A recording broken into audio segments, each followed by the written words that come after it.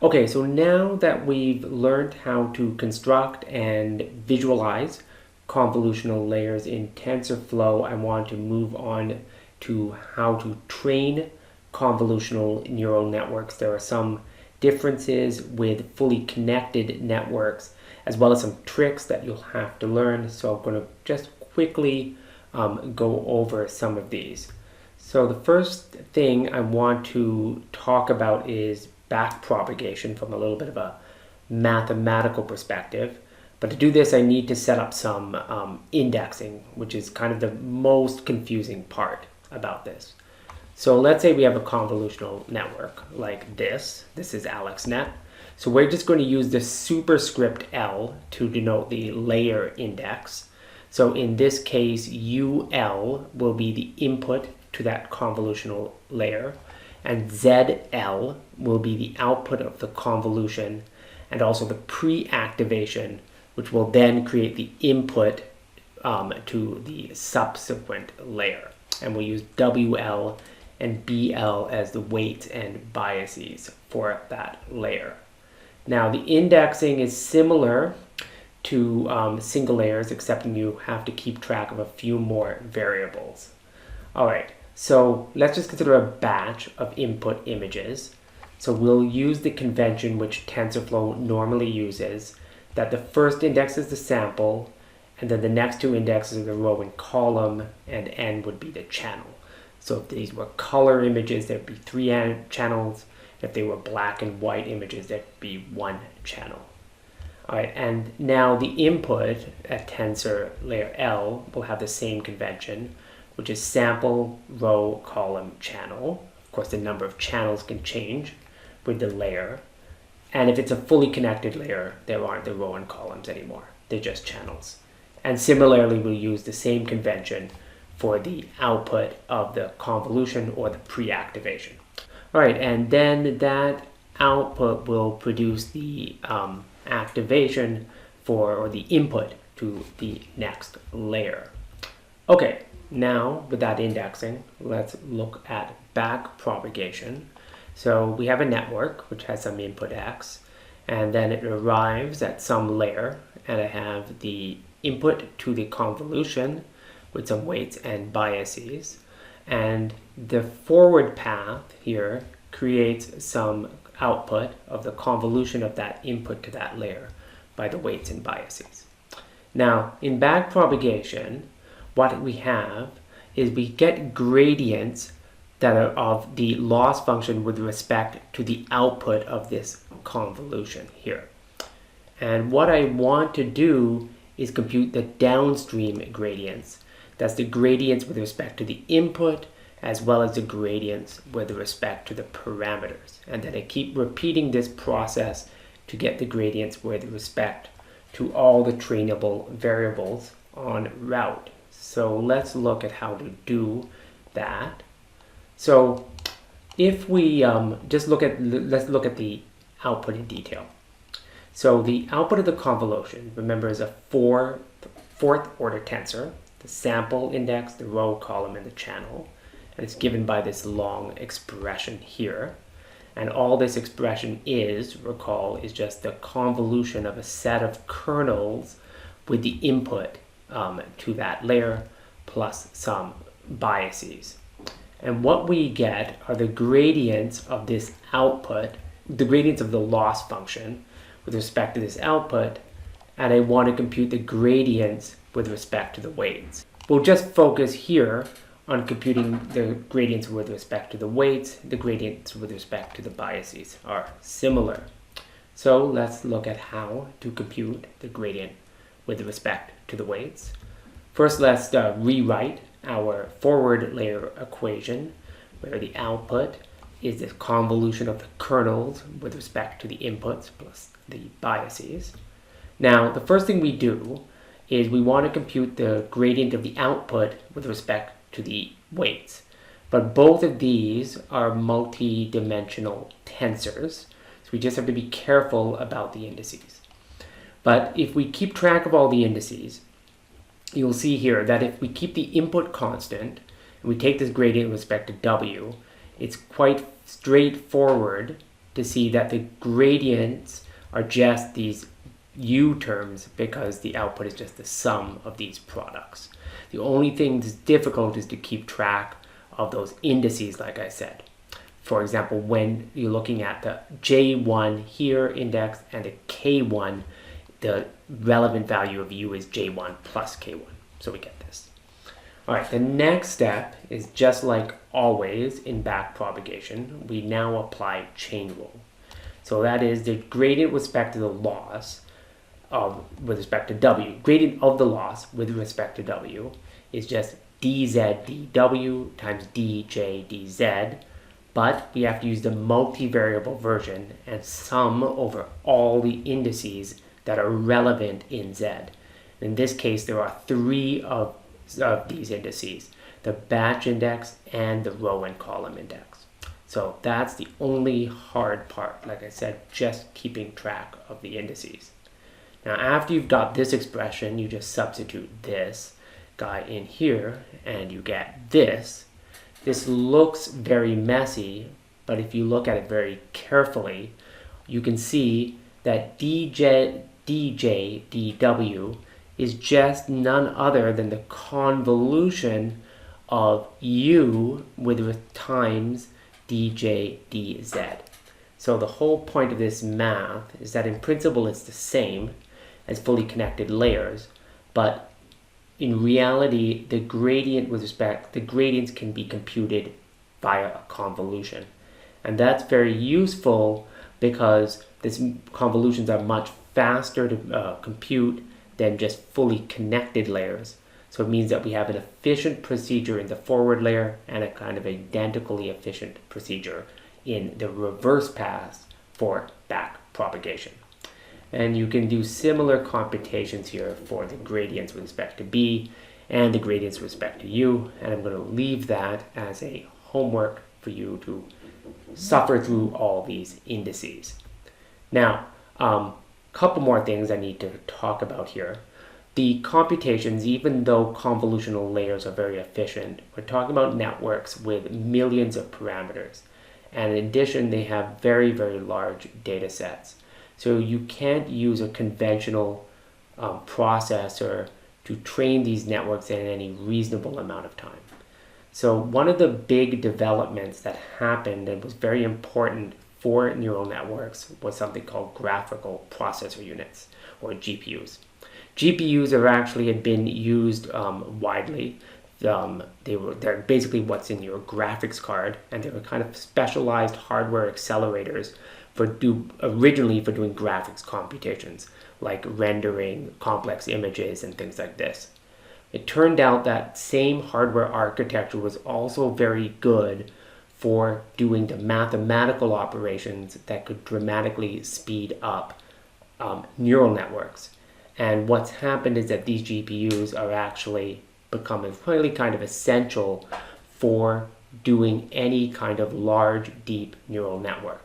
Now, it turns out that the GPU that's on your laptop or on your desktop is probably not a GPU that's well suited for deep neural networks. You actually won't get any performance advantage. So you usually have to buy a specialized GPU. You can do that in one of two ways. You can buy a dedicated machine, and that GPU workstation will start probably around $2,000 because you need to get other parts of the hardware suitably scaled up as well. Or you can rent GPU instances in the cloud for about $1 or maybe to about $1.50, depending on how powerful you need them per hour. So if you're not using it, if you're just using it occasionally, this might be an attractive route. And the GitHub repository actually gives you some instructions of how to do this on Google Cloud, but there are many services which will do this for you. I'll show in the next section, you can actually use a free version of a somewhat older GPU on Colab, and we'll see that as well. Okay, with backpropagation, the math understood, we have to talk about a few more tricks that are necessary to get the good performance that people were able to get in these convolutional networks. So the first of these techniques is really what's called batch normalization. And I've given you some references here, so check them out if you want to get more details. The idea is this: we saw that when you're training neural networks, and in fact training most machine learning algorithms, it's good to try to standardize the features so they're in a reasonable range. That means we want to make the mean 0 and variance 1. And the typical way you do that is you find the mean and the standard deviation for each feature and then normalize appropriately. Batch normalization is basically the same, but what you do is that you recompute those means and standard deviations on every batch during training. And then eventually, once you continue that process and also learn the means and variances as the inputs to that layer change. Okay, so batch normalization was introduced in this very important paper back about 5 years, or more than 5 years ago, in 2015. And the main result of it was, at least empirically, that if you put applied batch normalization, you could use the same algorithm but with a much faster learning rate. So in this graph, they're running the same training algorithm but with 5 and 30 times the learning rate. So you could get to the same test error much faster and then do even better. The next idea is called dropout, and the idea is to try to reduce overfitting. Now, overfitting will always occur when you have too many parameters to fit, and in a neural network that would correspond to having too many neurons, because there are the weights associated with each neuron. So the idea in dropout is to randomly remove some subset of neurons in each step, but you change the neurons you're dropping out in each iteration. And the idea is that the network, by randomly removing neurons, it will find the neurons that are actually important. So the mathematical details of this, you kind of just flip a coin with some probability during training. That probability is usually 0.5, and then you just don't apply that neuron in that training step if it is selected. But during test, after the training is completed, you keep all the neurons. Now, what was found out, mostly again by empirical evidence, there's not a completely clear theory which explains this, is that you would need to increase the number of epochs, but of course the complexity per epoch is reduced. Now, one important thing about dropout, which a lot of students forget, is that you only want to apply this in the fully connected layers. And for that reason, dropout has become a little less popular now. It was introduced back in 2012, just because the dense or fully connected layers are not being used quite as much. All right, the final technique or trick that I'll talk about here is what's called data augmentation. So like dropout, it is trying to deal with not overfitting the network. So if we go right back to that AlexNet paper, we remember it had millions of parameters, and even though ImageNet was a very large data set, there were actually more parameters in that network than we had samples in the data. So what they tried to do was synthetically create more images, and one way to do this is this technique called data augmentation. So suppose I have a picture like this, like a dog. What I can do is introduce other versions of this dog, maybe at different orientations, or flipping it, or scaling it, or cropping it, and add more of these dog samples, because still all of them should be labeled as a dog. All right, let's see how these techniques work. So I'm not going to go through the whole demo here, but look it up on the GitHub site. All the links are in this YouTube video. I'm going to test this out on the SciFAR 10 dataset, just because it's relatively simple. It's 10 classes and very low resolution. It's nothing like ImageNet, but it will be enough to illustrate these techniques. I'm going to start off with a baseline kind of convolutional network without any of these little additions. Then I'll add batch normalization, and then I'll try adding dropout, and then finally I'll add data augmentation and see how much benefit we can get. in TensorFlow, all of these techniques are so widely used, they've given layers that do all of these things. So here's the code that produces these networks. And for example, if I want to add batch normalization, I just add a batch normalization layer. Or if I want to add dropout, there's dropout layers for max pooling, and so on. So these are super easy to build and experiment with different layers, and you can try that out on your own problems depending on your own needs. So as I said, I'm not going to run the demo here, but check it out. But these are the results you get. It takes a little bit of time, even if you have a GPU, maybe about a few minutes probably on Colab's GPU per network. So not ages. So on the left, I have the training accuracy, and on the right, I have the test accuracy. So first, let's look at the test accuracy, because that's the one that's relevant. We see that the baseline algorithm actually does pretty decently for this data set. This would have been very challenging to get in pre-neural network era, about 70%, and that's blue line. But if you add batch normalization, it comes up pretty fast and gets maybe in that 74% area. And if you add the dropout, only add the dropout on the fully connected layers again. Students make that mistake. You actually get the best performance. That's that green line at about 78%. If you add the data augmentation, actually it doesn't help. It actually goes slightly down in this case. That doesn't mean it's universally true, but in this case, it just turns out we already have kind of enough data for this network. Now, all of these results are very sensitive, I'll be quite honest, to the particular optimization algorithm and the learning rate. So this is one of the challenges. It's sometimes called hyperparameter optimization. You have to try out different learning rates. There's also little tricks like that make the learning rate decay slowly and things like this to get the best performance. So this takes a little bit of work, and you should learn, how to look at your data and see how you'll need to tweak those.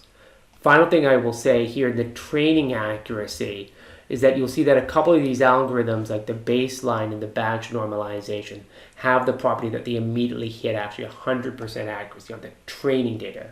So they're fitting it perfectly. But you don't see this when you add dropout or data augmentation, suggesting that indeed those techniques are combating overfitting. So that wraps up what I want to talk about for training neural networks, and you'll be able with this to train your own simple neural networks and build them in TensorFlow. So go ahead and try it out. And I'm just going to have one more little section on an important topic called transfer learning, which will tell you how to use other people's training.